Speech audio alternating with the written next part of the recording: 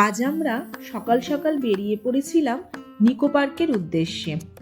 সকালবেলায় দমদম স্টেশন থেকে কল্যাণী বজবজ লোকাল ধরে আমরা বিধাননগর পৌঁছে গেছিলাম। সেখান থেকে মাথাপিছু 30 টাকা অটো ভাড়া দিয়ে আমরা একদম নিকো পার্কের সামনে চলে গেছিলাম। সেখানে পৌঁছেই টিকিট কাউন্টারের কাছেই আগে গেলাম।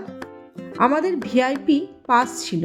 ভিআইপি পাস থাকার জন্য 1200 টাকার একটা প্যাকেজে আমরা নিয়েছিলাম, আর প্যাকেজের সাথে অফারে আমরা সেটা 600 টাকায় পেয়েছিলাম।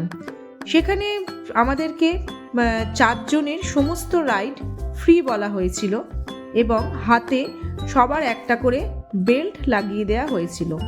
আর তাছাড়া আমাদের সাথে আরও 2 জন ছিল, তাদের 500 টাকা টিকিট কাটার ছিল, সেটা 250 টাকায় হয়েছে। যথারীতি আমরা ভেতরে প্রবেশ করব। মোটামুটি সানডে বলে ভিড় ছিল।